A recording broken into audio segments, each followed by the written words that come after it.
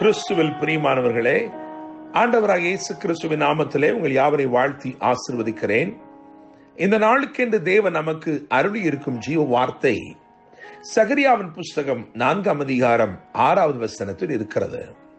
நான் அந்த வசனத்தின் ஒரு பகுதியை உங்களுக்கு வாசிக்கிறேன். பலத்தினாலும் அல்ல, பராக்கிரமத்தினாலும் அல்ல, என்னுடைய ஆவியினாலேயே ஆகும் என்று சேனைகளின் கர்த்தர் சொல்லுகிறார். என கேட்கிற தேவனுடைய பிள்ளைகளே, முந்தின ஆலயத்தை கட்டினவன் சாலமோன் என்று நாம் யாவரும் அறிவோம். பிந்தின ஆலயத்தை கட்டினவன் செருபாபேல் என்று வேதம் சொல்லுகிறது. சகரியாவின் புஸ்தகம் 4ஆம் அதிகாரம் அதன் 9வது வசனத்தை கவனிக்கும் பொழுது, செருபாபேலின் கைகள் இந்த ஆலயத்துக்கு அஸ்திபாரம் போட்டது, அவன் கைகளே இதை முடித்து தீர்க்கும் என்று எழுதியிருக்கிறது.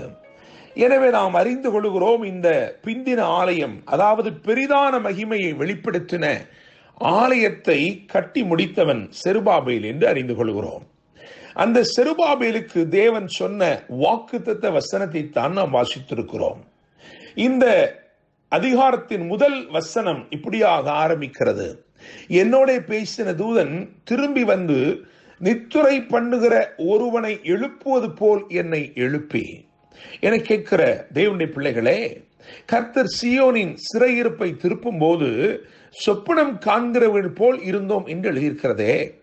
ஒரு சொப்பனத்தை காண்கிறவன் அவனுக்கு தெரியாத விதமாய் அது அவனுக்குள்ளே உற்பவிக்கிறது. அது எப்படி அவனுக்குள் வருகிறது என்று அவன் அறியாமல் இருக்கிறான். ஆனாலும் அந்த சொப்பனத்தின் நிச்சயத்தை உடையவனாய் இருக்கிறான். அதை பார்த்தவனுக்கு அந்த நிச்சயம் இருக்கும். அதே போல இன்றைக்கு கர்த்தர் உங்கள் வாழ்க்கையிலே செய்ய போகிற காரியங்கள் விடுதலையாயிருக்கலாம், அல்லது ஆசீர்வாதமாயிருக்கலாம், அல்லது நீங்கள் நெடுநாட்களாய் காத்திருக்கிற காரியங்களிலே ஒரு அற்புதமாயிருக்கலாம். இதெல்லாம் ஏதோ சொப்பனம் நடப்பது போல் நடக்க போகிறது. இன்னுமாக நான் சொல்ல விரும்புகிறேன், உங்களுக்கு தேவன் சொப்பனங்களாய் அருளியிருக்கிறவைகள் நிறைவேறும் நாட்கள் வந்திருக்கிறது. யோசேப்புக்கு தேவன் ஒரு சொப்பனத்தை தான் கொடுத்தார். ஆனால் அந்த சொப்பனத்தின் மூலமாய் தேவன் அருளின வாக்குகள் எல்லாம் அப்படியே நிறைவேறிற்று. ஒருவேளை அவனை பார்த்து இதெல்லாம் எப்படி ஆகும் அல்லது எப்படி நேர்ந்தது என்று சொன்னால், அவனும் சொல்லுவான், பலத்தினாலும் அல்ல, பராக்கிரமத்தினாலும் அல்ல, ஆண்டவருடைய ஆவியினாலேயே ஆகும் என்று சொல்லுவான். என கேட்கிற தேவனுடைய பிள்ளைகளே, இந்த வசனம், வாக்கு பண்ணப்பட்ட வசனத்திலே தெளிவாக சொல்லப்பட்டிருக்கிறது, ஆவியினாலேயே ஆகும் என்று சொல்லப்பட்டிருக்கிறது. என கேட்கும் தேவ ஜனமே, சில காரியங்களை பலத்தினால் செய்ய இயலாது, சில காரியங்களை பராக்கிரமத்தினாலும் செய்ய இயலாது.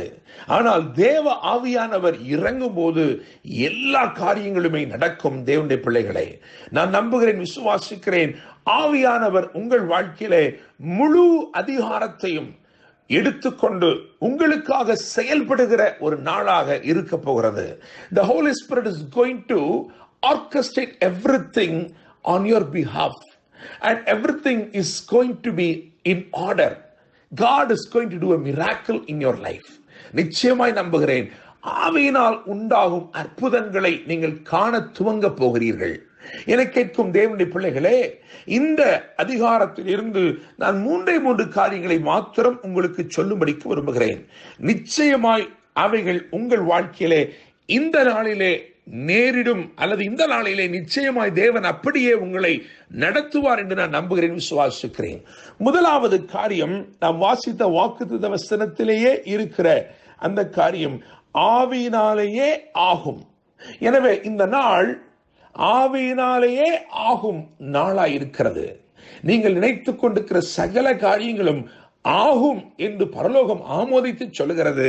நிச்சயமாக ஆவியினாலேயே ஆகும் ஒரு நாளாக இந்த நாள் இருக்கிறது. எவைகளாய் இருந்தாலும் சரி, அது கடினமானவைகளாய் இருந்தாலும் சரி. ஏனென்றால் இங்கே எழுதியிருக்கிறது, நீங்கள் இந்த 4ஆம் அதிகாரம் 7ஆம் வசனத்தை கவனிக்கும் பொழுது, பெரிய பர்வதமே, நீ மாத்திரம் செருபாபேலுக்கு முன்பாக நீ சமபூமி ஆவாய். என கேட்கிற தேவனுடைய பிள்ளைகளே, எனவே இந்த நாளிலே ஆவியினாலேயே ஆகும் நாளாக இந்த நாளை தேவன் ஏற்படுத்தி இருக்கிறபடினால் உங்கள் வாழ்க்கையிலே பெரிய பர்வதங்களாய் காணப்படுகிற பிரச்சனைகளும் ஒன்றுமில்லாமல் போகும்படி தேவன் செய்ய போகிறார். ஆவியினாலேயே ஆகும் ஒரு நாளாய் இந்த நாள் இருக்கிறது. இரண்டாவதாக இந்த நாள் எப்படிப்பட்ட நாள் என்று சொன்னால், 7ஆம் வசனத்தின் கடைசி பகுதியை கவனிக்கும் பொழுது ஆர்ப்பரிப்பார்கள் என்று எழுதியிருக்கிறது. எனவே இது ஆவியினாலேயே ஆகும் நாள். இரண்டாவதாக இது ஆர்ப்பரிக்கும் நாள். நிச்சயமாய் நீங்கள் ஆர்ப்பரிக்கும்படிக்கு, கிருபையினால் உண்டாகும் ஆர்ப்பரிப்பை நீங்கள் கண்டுகொள்ளும்படிக்கு, அனுபவிக்கும்படிக்கு உரிய ஒரு நாளாய் இந்த நாள் இருக்கிறது. கிருபையினால் உண்டாகும் ஒரு பெரிய ஆர்ப்பரிப்பு. வேதம் சொல்லுகிறது, தலைக்கலை அவன் கொண்டு வருவான், அதற்கு கிருபை உண்டாவதாக, கிருபை உண்டாவதாக என்று ஆர்ப்பரிப்பார்கள். தடைகள் நீங்குகிறது. காரணம், தலைக்கல்லாகிய கிறிஸ்து அவர் தமது கிருபையோடு உங்கள் வாழ்க்கையில் வெளிப்பட்டு அற்புதங்களை செய்ய போகிறார். எனவே இது ஆவியினாலேயே ஆகும் நாள், இது ஆர்ப்பரிக்கும் நாள்.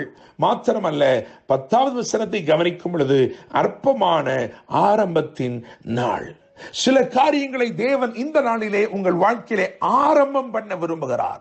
அது ஒருவேளை அற்பமாக தோன்றலாம், ஆனால் தேவ தீர்மானமும் தேவனுடைய தயவுள்ள கரமும் அதன் மேல் இருக்கிறபடினால் அந்த அற்பமானவைகள் எல்லாம் ஆச்சரியமானவைகளாய், அலங்காரம் பெற்றவர்களாய் நிச்சயமாய் மாறும்.